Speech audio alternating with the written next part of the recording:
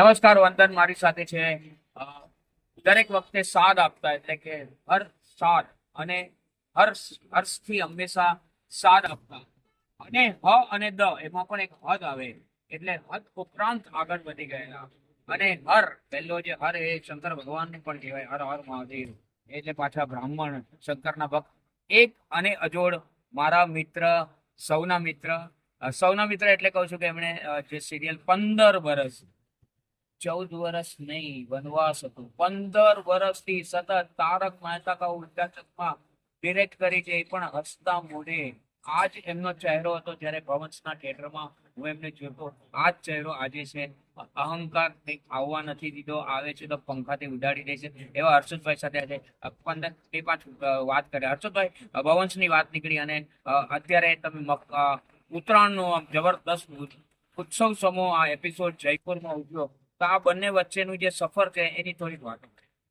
ધન્યવાદ. સૌથી પહેલા તો આપણી રિક્ષામાં જે સફર છે અને આપણે જે સાથે સફર કરી રહ્યા છે અને સમયનો સદુપયોગ કરી રહ્યા છે, કેમ કે સમયના અભાવને કારણે નીતિનભાઈ સાથે હોવાનો એક મોકાનો તકનો લાભ લઈ લીધો કે આપણે રિક્ષામાં જ ઇન્ટરવ્યુ કરી નાખીએ, કંઈક અલગ કરીએ.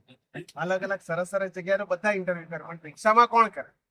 એટલે અમે લોકોએ રિક્ષામાં ઇન્ટરવ્યુ કરવાનું નક્કી કર્યું. એટલે ખરેખરમાં નીતિનભાઈ એ રીતે બહુ આવી નાની નાની બાબતોમાં ક્રિએટિવ છે.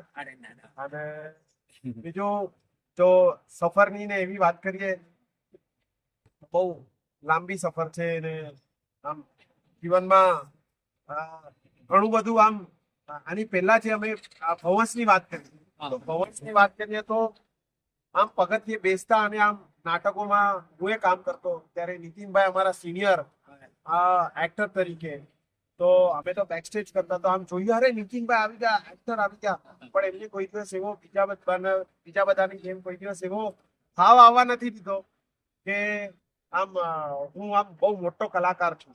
પણ એટલો સહજતાથી બધાની સાથે પ્રેમથી વર્તન કર્યું આજે પણ યાદ છે. એટલે જ એ વસ્તુ હંમેશા યાદ રહી છે. અને જીવનમાં ક્યારે પણ કંઈ પણ જે પણ મેં પણ પ્રોજેક્ટ કર્યા છે એમાં નીતિનભાઈ મારી સાથે જ રહ્યા છે. એમ કહું કે મારે પડખે રહ્યા છે, મારી સાથે આપણે મજા કરી છે. હર્ષદભાઈએ મને ક્રિએટિવ કહો, પણ હું કદાચ ક્રિએટિવ હોઈશ પણ એટલો એક્ટિવ નથી. એક્ટિવ અને ક્રિએટિવ હોવું એ ઈશ્વર તરફ જવાનો એક સંકેત છે. કલા દ્વારા લોકોને આનંદ આપવો એ પણ ઈશ્વરને આનંદ આપ્યાનો અને બીજાને અપાવ્યાનો સંતોષ છે. ભવંસની પગથિયા પર બેસીને કોઈ વ્યક્તિ આટલે ટોપ પર પહોંચે અને એ પણ એક ગુજરાતી વ્યક્તિ છે એટલે આપણને ગર્વ થાય. અને બે જ મુખ્ય વાત કહું, આમ તો ઇન્ટરવ્યુ લેનાર બહુ બોલે નહીં, પણ આજે એક મને એમ લાગે છે કે અમુક વસ્તુ ના થઈ ફોકટ આવે અને ફોકટ ક્યાં આવે. આ વ્યક્તિ બેકસ્ટેજ થી ફ્રન્ટ સ્ટેજ તો આવે, પણ એમનો જે ગુણ છે ક્યાંય દેખાવવું. આગિયો પણ હોય ને એ ચમકારો કરવા કંઈક દેખાય. પણ હર્ષદભાઈ ક્યારે મેં જાણ્યું નથી કે સામે ચાલીને ઇન્ટરવ્યુ આપવા ગયો હોય ને કે મારું છાપો ને મારું છે કરી જ નાખો મારા ફોટા. આજે પણ માંડ મારી સાથે ફોટા પડાવ્યા છે. એમના મિસેસ સાથે છે. એમને કીધું રિક્ષાનું બિલ હું આપી દઈશ, તમે લો. એટલે રાજી થાય છે. હર્ષદભાઈ, વચ્ચે સુધી તો આવી ગયા આપણે ભવન્સથી આગળ, પછી આગળ આગળ રિક્ષાનું બિલ મારે આપવાનું હોય તો પછી મારે ઉતરવું પડશે. અરે ના ના, આપણે મીટર કાઢી દીધું. પણ હવે તમે ભવન સુધી આવી ગયા અને પછી આગળ. હા, બસ એ ભવન્સમાં નાટકોમાં કામ કર્યા બાદ એમ ત્યારથી જ નાટકોમાં કામ કરતા કરતા જેવી ઈચ્છા હતી કે હું પણ આમ જ્યારે પણ નાટકના દિગ્દર્શક કઈ ને કઈ આમ દિગ્દર્શન કરતા હોય નાટકનું, જ્યારે સીન સેટ કરતા હોય ત્યારે મને ઓલવેઝ નાટકમાં એક્ટિંગ કરવાની સાથે સાથે મેં એ પણ આમ જોયું કે દિગ્દર્શક કેવી રીતના સીન સેટ કરે છે, તો મને એમાં ઇન્ટરેસ્ટ વધારે જાગવા લાગ્યો. નાટકોમાં બેકસ્ટેજ કર્યું, એક્ટિંગ કરી, પણ પોતાની જાતને મેં ઓળખી કે મને શેમાં ઇન્ટરેસ્ટ છે.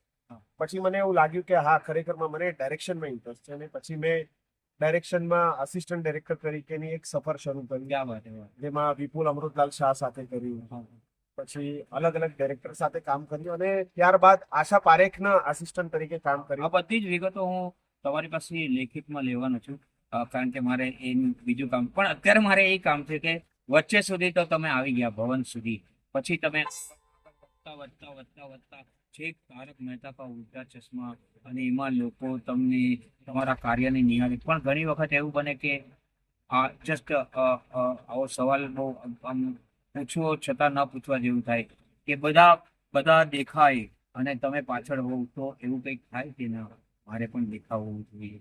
એકચ્યુઅલી એવું આમ ક્યારે એવું થયું નથી, એવી ભાવના ક્યારેય નથી આવી. પણ જ્યારે આ રિક્ષાવાળો પણ આ રિક્ષાવાળા ભાઈ રિક્ષાવાળો એ પણ રાજી થઈ ગયો. हाँ आता था तुम्हें कम ही पैसा के हाँ हाँ नहीं देखो वो डायरेक्टर है उनके भाई बात है उनकी पहचान करवानी તો શું પ્રશ્ન હતો આ રિક્ષાવાળાના વખાણથી? રિક્ષાના વખાણથી ભલભલા ભૂલી જાય.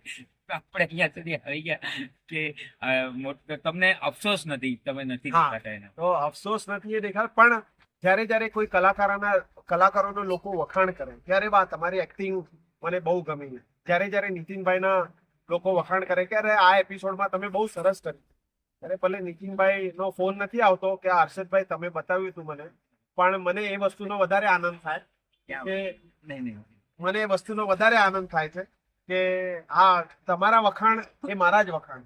તમને એક શેર કહી દઉં વચ્ચે અને પછી છેલ્લો સવાલ પૂછું કે શોભિત દેસાઈનો શેર અચાનક યાદ આવ્યો. જરા અંધાર નાબૂદીનો દસ્તાવેજ લઈ આવ્યો, અરે લો આ ગયો સૂરજથી થોડું તેજ લઈ આવ્યો.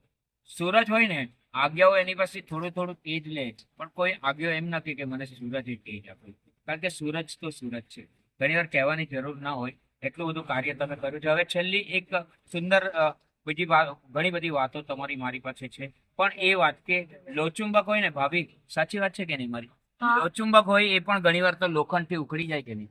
2, 5, 7 વર્ષે એની આ 15 વર્ષ સુધી એક જ વસ્તુને ચીટકી રહે એ અઘરું એક સાધના એ ના કહેવાય તો એ અચીવ કઈ રીતે કરાય એમ?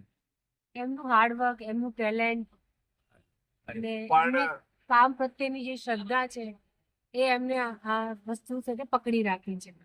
ના ના ખરેખર. પણ સાચી વાત કરું કે હું શૂટિંગ કરીએ ને બધું જ કરીએ, પણ જો મગજમાં શાંતિ ના હોય ને ત્યારે કામમાં ફોકસ ન થાય. અને મગજમાં શાંતિ ત્યારે આવે છે તમારા ઘરેથી તમારું બેકબોન બહુ મજબૂત હોય.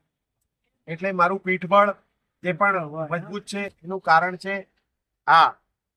હા ક્યાં વાત હે, વાહ. અને જેના કારણે આજે હું કદાચ આ લેવલ પર પહોંચી શક્યો છું. ભલે હજી અત્યારે આમ એવું હું નહીં કહી શકું કે જેમ પામવું છે એમ પામી દીધું છે, પણ છતાં એક એચિવમેન્ટ, એક સારું એવું લોકોનો પ્રેમ છે, અને એ મળવા પાછળનું કારણ છે મારું પીઠબળ એટલે કે મારા પત્ની છે.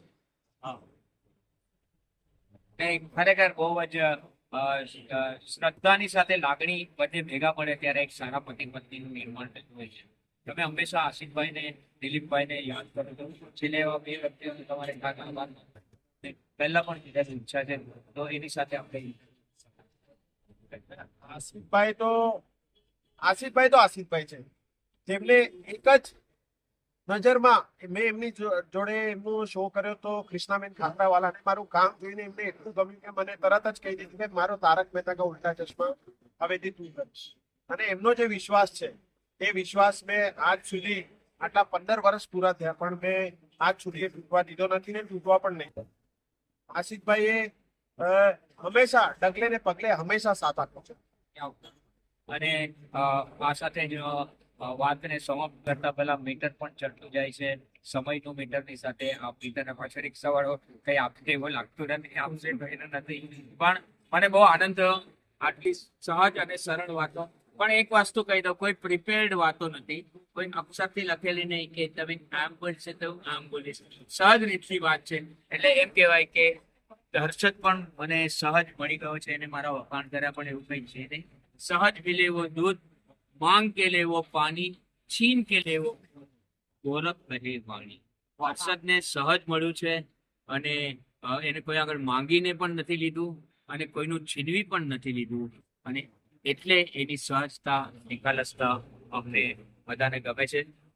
જયપુરના આવા સુંદર મજાના ઠંડક વાતાવરણ, ત્યાંની વાતાવરણમાં પણ ઈશ્વરનો વાસ છે, ત્યાં આપણે પ્રાર્થના કરીએ હર્ષદભાઈ ખૂબ ખૂબ સુખી થાય. એમના ધર્મપત્ની એમને ખૂબ સુખી કરે જ છે. એમના ધર્મપત્ની મારા પત્નીને પણ એવી પ્રેરણા આપે કે આમ સુખી કરાય. સૌનો આભાર. તમને આનંદ આવ્યો જ હશે, નહીં આવ્યો હોય તો તારક મહેતાનો ઉલ્ટા ચશ્મા નીતિનભાઈની આ જ ખાસિયત છે કે વાતો કરે સ્ક્રીન પર તો હસાવે જ, પણ ઓફ સ્ક્રીન પર સાથે બેઠા હોય તો આમ મોઢા પર સ્પીચ ના આવી જાય તો એવું બને. એમાં કેવું છે હર્ષદભાઈ કે દુનિયા આની ઉપર જ ચાલે છે. તમે પણ આધ્યાત્મિક માણસ છો. ભલે આ બધા કાર્ય આ પણ આધ્યાત્મિક કાર્ય જ છે, છતાં એક આધ્યાત્મ પણ છે. એટલે કોણ હસ્યું તું, ક્યારે હસ્યું તું, એના વિશે કઈ તમને ખબર છે? ખબર હોય તો વાતો કરો ને ભાઈ. આધાર અમારો વાતો ઉપર જ હાસ્યનો આધાર છે. આભાર સાથે. Thank you. આભાર. મીટર નો ભાર. હા, મીટર નો પણ